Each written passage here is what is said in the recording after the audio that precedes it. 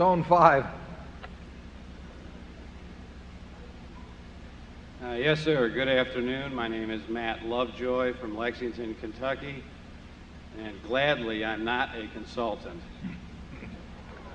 I have a question, sir, Mr. Buffett, about your operating management style. In my opinion, the mainstream media minimizes the significance of your non-public operating investments. When you consider capital allocation in these companies, do you have the managers submit annual business plans? And if so, do you formally meet with those managers to see how well you can track progress against those plans? Yeah, that's a good question, and the answer is that we may meet with some of them annually, we may meet with others semi-annually, but we have no formal system whatsoever, and we will never have a formal system. We don't demand any meetings of any of our managers. We have no operating plan submitted to headquarters. Some of the companies use operating plans themselves, some of them don't. They are all run by people who have terrific records, and they have different batting styles. And we're not about to tinker with somebody that's batting with 375 just because somebody else holds the bat a little differently or uses a different weight bat or something of the sort. So we believe in letting them do currently and in the future what has been successful for them in the past. And different people have very different styles. I've got my own style, but we have managers that like to talk things over. We have other managers that like to go their own way. And we have managers that have a by-the-book approach, which works well. We have other managers that wouldn't dream of that. We have managers most managers probably have monthly statements of financials. We have other managers that don't. And that really isn't a problem. What we want to have is good managers. And there's more than one way to get to at least business heaven. And we have a number that have found different ways to get there. So we have never imposed.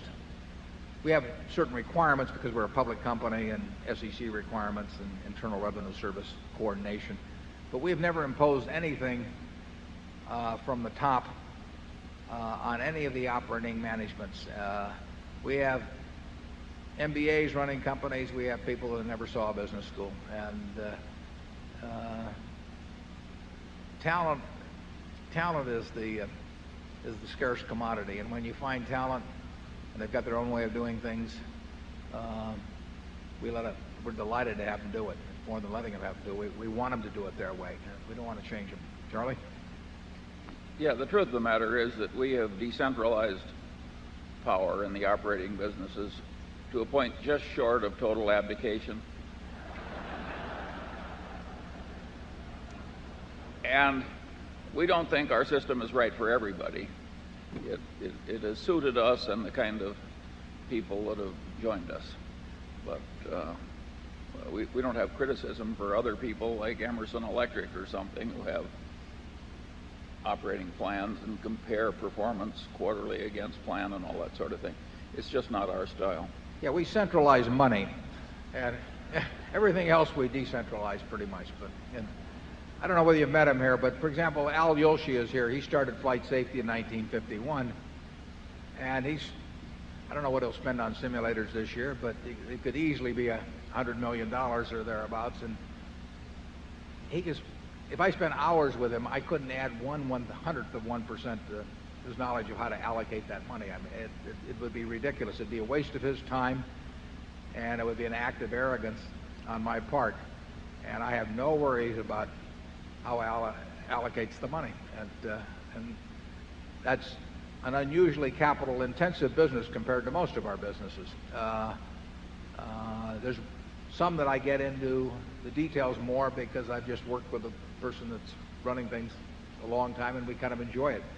Ajit and I talk virtually every night about the reinsurance business. I am not improving the quality of his decisions at all, but it's an interesting game, and I like hearing about it, and he doesn't mind talking about it, so we talk them over. But that's just a matter of personal chemistry. And as we add managers, we will we will adapt to them. We adapt our accounting systems to a degree to them. Now we do have certain requirements that result from the SEC and IRS, but we don't. Our managers know their businesses, and they know how to run them. And if they don't, this hasn't been the case. But if they didn't, we would, we'd do something about the manager. We wouldn't try and build a bunch of systems.